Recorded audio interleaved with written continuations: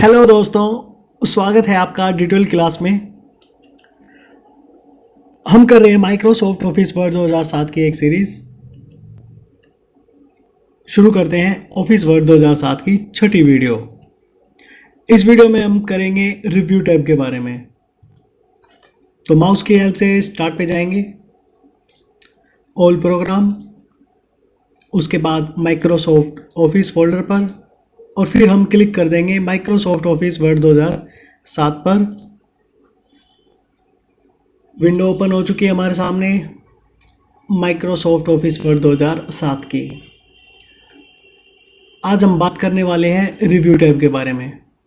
तो review tab में हमारे सामने ये 6 ग्रुप हैं: proofing, comments, tracking, changes, compare, protect. तो प्रूफिंग में सबसे पहले हमारे सामने स्पेलिंग एंड ग्रामर। तो यहाँ पर मैं कुछ लिख रहा हूँ, जैसे मैंने लिखा है यहाँ पे दिस इज कैट। ये एक लाइन लिखने के बाद स्पेलिंग एंड ग्रामर पे क्लिक करेंगे। यहाँ पर मेरे सामने मैसेज बॉक्स आ जाता है कि the spelling and grammar check is complete. तो ओके कर देंगे, मीन्स इसने अपनी तरफ से स्पेलिंग और ग्रामर चेक कर लिए। अब दोबारा से फिर से लिखते हैं दिस इज CATT कैट। तो कहने का मतलब ये है कि हाँ भाई, मैंने यहाँ पे गलती की है। तो वो गलती किस तरीके से शो हो रही है यहाँ पे हम ध्यान से देखेंगे तो रेड कलर की अंडरलाइन हो रखी है। इसको थोड़ा सा बड़ा कर लेते हैं, यहाँ से इस तरह से बड़ा कर लिया है हमने। तो अब आप लोगों को थोड़ा सा दिखाई दे रहा होगा। सेलेक्ट करने के बाद ये थोड़ा सा किसी दूसरे कलर में चेंज होता हुआ दिखाई दे रहा होगा, और बिना सिलेक्शन के ये रेड कलर का है। तो वापस रिव्यू पे आते हैं। प्रूफिंग में स्पेलिंग एंड ग्रामर पे फिर से क्लिक करेंगे। हमारे सामने अब की बार ये किसी दूसरी तरीके की एक छोटी सी विंडो ओपन हो चुकी है। ये हमें ये जानकारी दे रहा है कि यहाँ पर जो हमने कैट की स्पेलिंग लिखी है ये गलत है। इसने सजेशन बॉक्स भी बनाया हुआ है कि इसमें भाई आपको शायद इनमें से कोई चीज़ सेलेक्ट करनी चाहिए थी। तो हमने कैट पर सिलेक्ट किया और इसको चेंज कर दिया और ओके कर दिया। इसने हमें कैट की स्पेलिंग जो ठीक होनी चाहिए थी वो ठीक करके हमें दे दी है। तो मेरे ख्याल से इतना तो आप लोगों को आइडिया लग चुका होगा कि स्पेलिंग एंड ग्रामर में हम अपनी स्पेलिंग और ग्रामर की चेकिंग कर सकते हैं और उसको ठीक भी कर सकते हैं यहीं के यहीं कंप्यूटर के थ्रू। अब मैं यहाँ पर लिख रहा हूँ दिस आर कैट। अब की बार यहाँ पर ग्रामर की ग्रीन लाइन है जो कि ग्रामर के लिए होती है। स्पेलिंग एंड ग्रामर पे क्लिक करेंगे। अब की बार ये बता रहा है कि यहाँ पे दिस आर ये जो वर्ड है ये गलत लिखा हुआ है, या तो यहाँ पे दिस इज आना चाहिए सजेशन बॉक्स में, या फिर यहाँ पे दीज आर आना चाहिए। तो जिस हिसाब से आप जो सिलेक्शन करोगे और चेंज करेंगे वो चेंज होके वहाँ पे आ जाएगा। तो यहाँ पे दिस इज कैट होके आ चुका है। तो मेरे ख्याल से समझ में आ गया होगा। अगर रेड कलर की लाइन आती है तो स्पेलिंग के लिए होता है, ग्रीन कलर की लाइन आती है तो ग्रामर के लिए होता है। हम अब ये मिटा देते हैं। अब हम लिखते हैं Mohan is my brother, Gagan is my brother, Hari is my brother,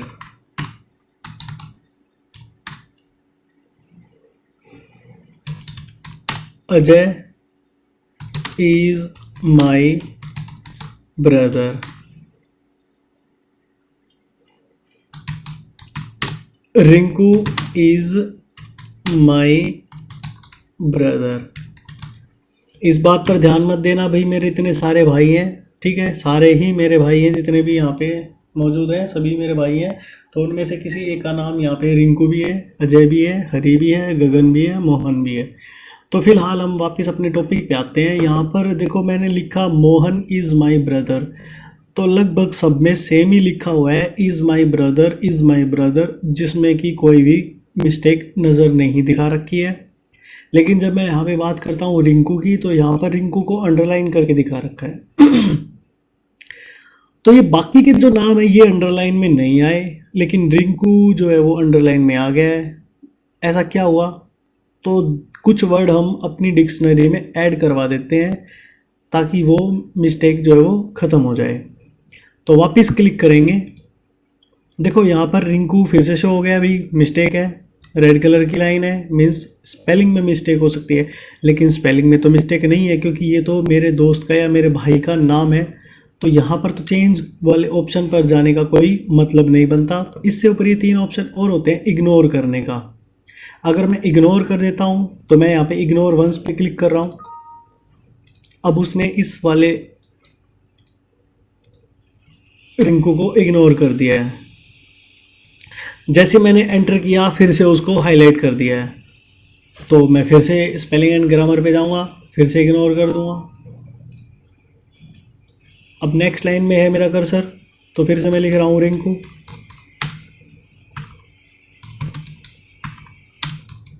is my brother.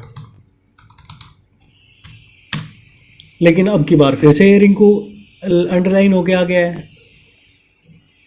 मतलब रिंकू को अगर मैं अपनी डिक्शनरी में सेव करवा देता हूँ ऐड टू डिक्शनरी में, तो क्या होगा, अब ये मेरी कंप्यूटर की डिक्शनरी में ऐड हो चुका है। मैं अब कितनी बार भी रिंकू लिखूँगा ये उस वर्ड को पहचान लेगा और उसको मिस्टेक में नहीं डालेगा। तो समझ में आ गया होगा, यहाँ पे ब्रदर की स्पेलिंग गलत है, तो हम वैसे ठीक करने के बजाय यहाँ से क्लिक करते हैं। देखो इसने ब्रदर को बोल दिया कि भाई आपको ब्रदर लिखना था या कोई और वर्ड लिखने थे, तो 4 टाइप के वर्ड हैं। अगर मैं यहाँ पे इग्नोर कर दूंगा तो ये मिस्टेक ख़त्म हो जाएगी, अगर मैं यहाँ पे चेंज करता हूँ तो ये चेंज हो के आ जाएगी। तो हमने इसको चेंज कर दिया है। तो मेरे ख्याल से आप लोगों को स्पेलिंग एंड ग्रामर अच्छे से समझ में आ गया होगा। दोबारा बताता हूँ, अगर रेड लाइन है तो स्पेलिंग के लिए, ग्रीन लाइन है तो ग्रामर के लिए। ऐड टू डिक्शनरी में अगर हम अपनी स्पेलिंग को ऐड करवा देते हैं तो वो किसी एरर में नहीं आएगी। तो समझ में आ चुका होगा। तो हम अपने इन लाइनों को मिटा लेते हैं, थोड़ा सा पेज को हल्का सा छोटा कर लेते हैं। अब हम बात करते हैं रिसर्च की। तो रिसर्च पे जैसे मैं क्लिक करूँगा, यहाँ राइट साइड में मेरे सामने एक बॉक्स आ गया है जिसमें सर्च फॉर लिखा हुआ है। अब मैं यहाँ पर कुछ लिखने जा रहा हूँ, तो हमने =RAND कमांड का यूज़ करके यहाँ पे दोबारा 13 लाइनें टाइप कर ली हैं। रिसर्च की हेल्प से हमारे सामने ये बॉक्स आ जाता है। अब अगर मैं यहाँ पे चार्ट पर क्लिक करता हूँ, सिलेक्ट करता हूँ, और यहाँ दूसरा ऑप्शन है थ्रेसर। अगर मैं थ्रेसर पे क्लिक करता हूँ तो रिसर्च के अंदर एक थ्रेसर का बॉक्स ओपन हो जाता है। ये देखिए थ्रेसर का बॉक्स ओपन हो चुका है, यहाँ पे लिखा हुआ है थ्रेसर।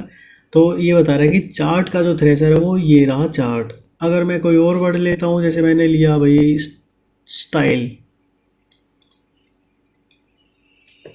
और फिर से थ्रेसर पे क्लिक करूँगा तो स्टाइल से रिलेटेड जितने भी थ्रेसर बन सकते हैं उसने यहाँ पे मेरे को दिखा दिया है। तो समझ में आ चुका होगा। अब बात करते हैं ट्रांसलेट की। अगर मैं ट्रांसलेट पे क्लिक करता हूँ तो इस रिसर्च बॉक्स के अंदर थ्रेसर की जगह ट्रांसलेट लिखा आ जाएगा। तो अब ये ट्रांसलेट कर रहा है स्टाइल वर्ड को। इसने स्टाइल को ट्रांसलेट करके दे दिया है सैली। मीन्स स्टाइल को हिंदी में हम सैली बोलते हैं।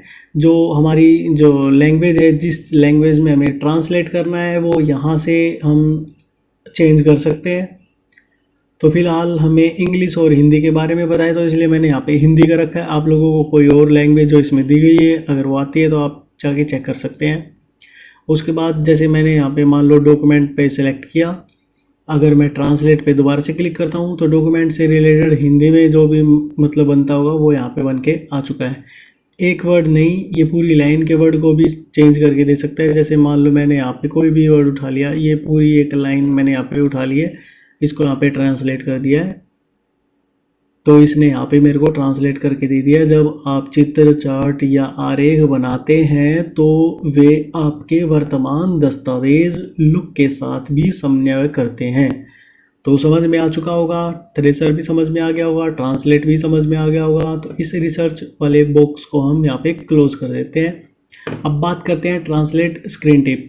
ये जो दो ऑप्शन है और सेट लैंग्वेज, ये लैंग्वेज सेट करने के लिए होते हैं कि भी आपको इनमें से कोई लैंग्वेज सेलेक्ट करनी हो। सेट लैंग्वेज में जो भी हमने सेकंड लैंग्वेज या फर्स्ट लैंग्वेज जो भी हमने अपनी बना रखी थी उसको सेट करना हो। जैसे मैंने अपनी हिंदी और इंग्लिश बना रखी है, तो इस तरह से हम बाय डिफ़ॉल्ट में जाके मतलब बाय डिफ़ॉल्ट उस लैंग्वेज को अपने लिए सिलेक्ट कर सकते हैं।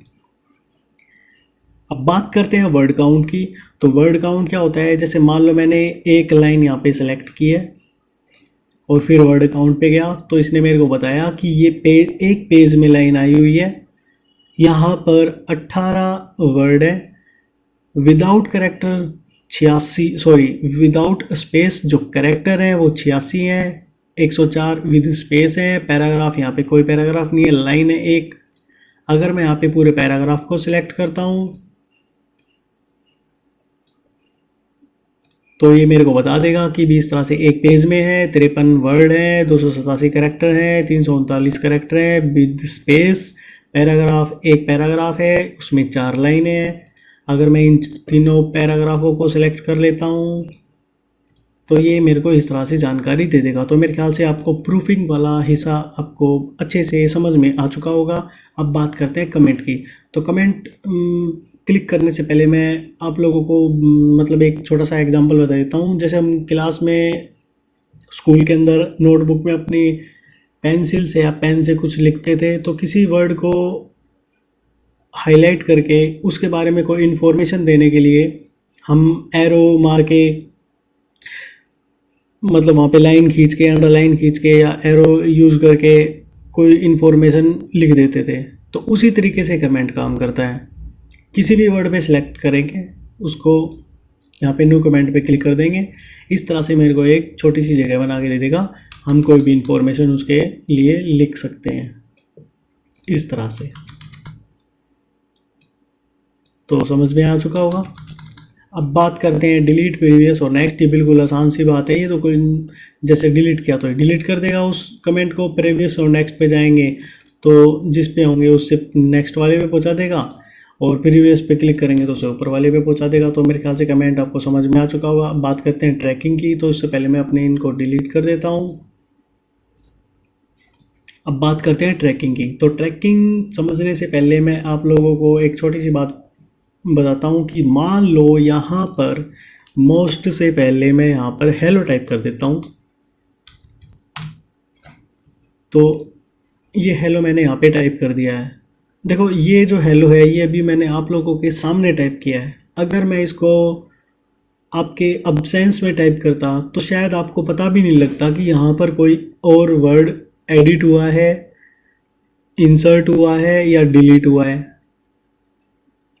तो आपकी अब्सेंस में अगर कोई चीज़ चेंज होती है, उसकी जानकारी पाने के लिए हम यहाँ पर ट्रैक चेंज का यूज़ करते हैं। इस ट्रैक चेंज को हम ऑन कर देते हैं, मीन्स क्लिक करना है ऑन हो जाएगा। अब उसके बाद अगर मैंने यहाँ पे वैन से पहले अगर कोई भी वर्ड लिखा होता, जैसे हेलो ही लिख देते हैं, तो ये मेरे को बता देगा कि इस तरह से रेड कलर में हेलो किसी ने इंसर्ट करने की कोशिश की है। अगर मैं ये जो न्यू नाम का जो वर्ड है इसको अगर मैं डिलीट करने की कोशिश करूँगा तो इस तरह से एक तो यहाँ पर हाईलाइट होके आ जाएगा कि भी इस लाइन में चेंज है, और इस लाइन में जो चेंज है वो इस तरह से रेड कलर में और वर्ड कटा हुआ हमें नज़र आ जाएगा। मीन्स मेरी अब्सेंस में अगर किसी ने एडिटिंग करने की कोशिश की है तो वो इस तरह से चेंज होकर मेरे सामने आ जाएगी। तो समझ में आ चुका होगा। उसके बाद बात करते हैं बलून की। तो बलून में क्या होता है कि आप लोगों को ये जो जानकारी मिल रही है कि हेलो इस तरह से रेड कलर में आया हुआ है या किसी और तरीके से देखना है, तो यहाँ पे दो ऑप्शन होते हैं, एक तो इस तरह से देखने का और एक इस तरह से देखने का। ये थर्ड भी सेम ही होता है। तो समझ में आ चुका होगा। उसके बाद बात करते हैं कि भी आपको इनमें से कौन सी चीज़ हटानी है, रखनी है। सिंपल सी बातें हैं, चेक का निशान लगाएंगे हट जाएगा इस तरह से। उसके बाद बात करते हैं रिव्यू पेन। ये भी हमें दिखाने का तरीका है कि जो चेंज हुआ है हमारी अब्सेंस में उसको आप किस तरह से शो करवाना चाहते हो। तो अगर मैं रिव्यू पेन पे क्लिक करूँगा तो वो हमारे सामने इस तरह से एक समरी रख देगा और ये बता देगा कि इंसर्ट हुई चीज़ें इस तरह से हेलो या जो कुछ भी है डिलीटेड में इस तरह से। तो मेरे ख्याल से समझ में आ गया होगा। ये हमारा ट्रैकिंग वाला फीचर था। अब बात करते हैं चेंज की। तो चेंज क्या होता है, देखो ट्रैक चेंज में हमने जो भी चेंजेस किए हैं, अगर आप उनको रखना चाहते हो तो हम एक्सेप्ट पे क्लिक करते हैं, अगर वो जो चेंज है वो हमें नहीं रखने तो हम रिजेक्ट पे क्लिक करते हैं। जैसे मान लेते हैं कि ये जो हेलो किसी ने मेरी एब्सेंस में टाइप किया है या न्यू डिलीट करने की कोशिश की है, ये बिल्कुल सही है, हेलो यहाँ पर आना ही चाहिए था और डिलीट न्यू यहाँ से डिलीट होना ही चाहिए था। मीन्स ये एक्सेप्ट कर रहे हैं हम, तो यहाँ पे एक्सेप्ट क्लिक कर देंगे और ओके करते चले जाएंगे। तो इस तरह से उसने हेलो नाम के वर्ड को टाइप करके छोड़ दिया है क्योंकि हमने एक्सेप्ट कर लिया है, और यहाँ पर चूज़ न्यू थीम लिखा हुआ था तो उसको उसने डिलीट कर दिया है न्यू को, क्योंकि हमने उसको भी एक्सेप्ट कर लिया था डिलीट को। तो समझ चुके होंगे। अगर बात आती है रिजेक्ट की तो वापस अंडू कर देते हैं इसको कि भाई मेरे को ये जो चेंज है ये किसी ने गलती से किए हैं, तो भाई अब रिजेक्ट कर देंगे। तो ये हेलो यहाँ से गायब हो गया है और ये न्यू अपनी ओरिजिनल फॉर्म में आ चुका है। तो मेरे ख्याल से समझ में आ गया होगा, अच्छे से समझ में आ गया होगा। बात है प्रीवियस और नेक्स्ट की, तो जितने हमने यहाँ पे चेंजेस किए होंगे तो ऊपर नीचे जाने के लिए होते हैं। अब बात करते हैं कंपेयर की। तो कंपेयर क्या होता है, देखिए कंपेयर सीखने से पहले हम यहाँ पर अपनी 2 फाइलें बना लेते हैं। तो मैं फटाफट 2 फाइलें बना लेता हूँ। तो 2 फाइलें मेरे सामने रेडी हैं, इसको काट देते हैं यहाँ से। एक फाइल है मेरे पास डबल ए नाम से, एक फाइल है मेरे पास डबल बी नाम से। तो मैंने डबल ए वाली फाइल को ओपन किया। इस फाइल में कुछ मैटर लिखा हुआ है। मान लेते हैं एग्जाम्पल के तौर पे कि ये जो मैटर है ये मेरे टीचर ने लिखकर मुझे दिया है। अब बात करते हैं डबल बी वाली फाइल को। ये वो फाइल है जिसमें मेरे टीचर ने बोला है कि भाई इस फाइल में याद करके डबल ए वाली फाइल से इसमें टाइप करो। तो अब मैं टाइप करने जा रहा हूँ। तो टाइप करने के बाद लगभग दोनों फाइलें सेम ही हैं। इसमें जो हमने चेंज किया था हेलो या न्यू वर्ड जो डाला था वो ऐसे ही है। हम यहाँ पे कुछ डाल देते हैं। यहाँ पे ये ट्रैक चेंज ऑन है तो इसको हम ऑफ कर देते हैं।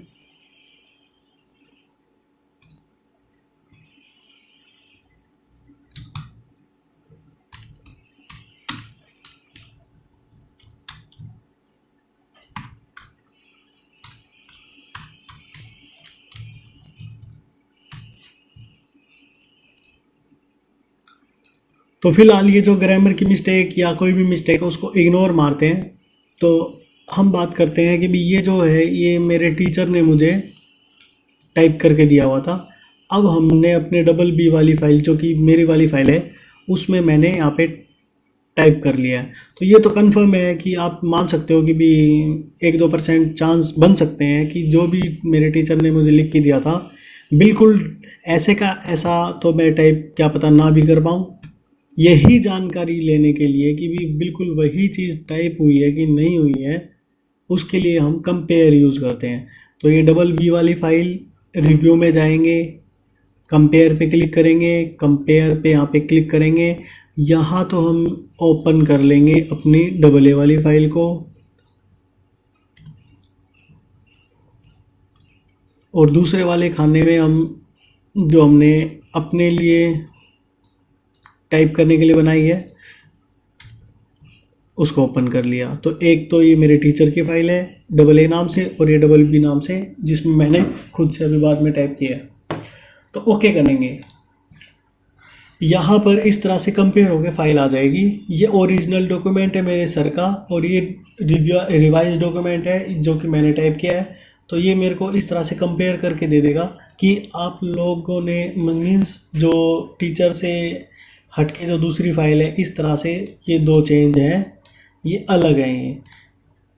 तो मेरे ख्याल से समझ में आ गया होगा। कंपेयर करके इसने मेरे को बता दिया कि भाई कौन सी चीज़ एडिट हो रखी थी कौन सी चीज़ मीन्स 1-2 वर्ड जो मैंने नहीं टाइप किए वो इस तरह से यहाँ पे आ जाएंगे कि हेलो जो है या फिर ये वाला हेलो जो है वो इस वाली फाइल में नहीं है। तो समझ में आ चुका होगा। तो कंपेयर करना, ये बाकी जो दूसरा ऑप्शन है सोर्स डॉक्यूमेंट, इसके अंदर क्या होता है, ये जो आपने यहाँ पे डॉक्यूमेंट ओपन कर रखे हैं इनको देखना चाहते हो या नहीं देखना चाहते, ये इस तरह से है। अगर मैं शो बोथ पे क्लिक करता हूँ तो दोनों सामने आ जाएंगे, रिवाइज वाला रह जाएगा सिर्फ यहाँ पे अब ओरिजिनल वाला रह जाएगा। हाइड करने के बाद दोनों गायब हो जाएंगे, सिर्फ कंपेयर करने के बाद जो डॉक्यूमेंट तैयार हो रखा है वो आ जाएगा। और ये मेरे सामने एक समरी ओपन हो चुकी है कि भी कौन कौन से चेंज यहाँ पे करने हैं जो कि हमारी फाइलों के हिसाब से है। तो मेरे ख्याल से कंपेयर वाला जो बॉक्स है, ये ग्रुप है, आपको समझ में आ चुका होगा। फिलहाल मैं इस वाली फाइल को काट देता हूँ, ये मेरे पास डबल वी वाली फाइल है, इसको भी काट देता हूँ। अब वापस हम अपनी डबल ए वाली फाइल पे आ गए हैं। तो कंपेयर समझ में आ चुका होगा। अब बात करते हैं प्रोटेक्ट डॉक्यूमेंट की। तो प्रोटेक्ट डॉक्यूमेंट के अंदर क्या, जैसे ट्रैक चेंज के अंदर तो भी हम कोई भी एडिट करेंगे हमें पता लग जाएगा। मैं चाहता हूँ कि एडिट ही ना कर पाए कोई, ना कोई इंसर्ट कर पाए और ना ही कोई डिलीट कर पाए। तो प्रोटेक्ट डॉक्यूमेंट पे क्लिक करेंगे, इस पहले वाले ऑप्शन पे क्लिक करेंगे, रिस्ट्रिक्ट फॉर्मेटिंग एंड एडिटिंग। उसके बाद मेरे सामने यहाँ पे एक विंडो या बॉक्स ओपन हो चुकी है। यहाँ पर चेक का निशान लगाएंगे, यहाँ पे चेक का निशान लगाएंगे, यहाँ पे भी चेक का निशान लगाएंगे। उसके बाद यहाँ पे लिखा हुआ है यस स्टार्ट इन्फोर्सिंग प्रोटेक्शन, इस पे क्लिक करेंगे। ये एक छोटी सी मैसेज बॉक्स ओपन हो गया है। यहाँ पर हम अपना एक पासवर्ड बना देंगे। तो जैसे मैंने 1 2 3 4 5 6 यहाँ पे मैं टाइप कर रहा हूँ, जो कि डॉट की वजह से हाइड हो रखा है। 1 2 3 4 5 6 यहाँ पे मैंने अपने पासवर्ड को जनरेट कर दिया और ओके कर दिया है। अब इसके बाद हमने इस फाइल को यहाँ से काट दिया है, इसको सेव कर लिया है, यहाँ से क्रॉस कर दिया है। डबल ए वाली फाइल को दोबारा से ओपन किया, इस पर मैंने प्रोटेक्शन लगा रखा है। चेक करने के लिए मैं कहीं भी इस के अंदर कहीं भी जाकर टाइप करने की कोशिश करूँगा तो इस तरह से बॉक्स ओपन हो जाएगा। ये बोलेगा कि भी यहाँ पे प्रोटेक्शन लगी हुई है, पहले तो आपको उसको स्टॉप करना पड़ेगा। तो स्टॉप पे क्लिक करेंगे। अगर मेरे को पासवर्ड पता होगा तो ही काम करेगा। तो फिलहाल पासवर्ड डाल देते हैं 1 2 3 4 5 6 और ओके कर देंगे। अब मैं यहाँ पर कुछ भी एडिटिंग कर सकता हूँ, ये आप लोगों के सामने एडिटिंग होता हुआ दिखाई दे रहा होगा। अगर कोई चीज़ डिलीट करनी है तो उसको डिलीट भी कर देंगे। तो मेरे ख्याल से समझ में आ गया होगा प्रोटेक्शन वाला ऑप्शन। तो इसको यहाँ से क्रॉस कर देते हैं। तो आज हमने रिव्यू पढ़ा है, तो मेरे ख्याल से अच्छे से समझ में आ गए होंगे सारे ऑप्शन। तो नेक्स्ट वीडियो में हम व्यू के बारे में पढ़ेंगे। Thank you.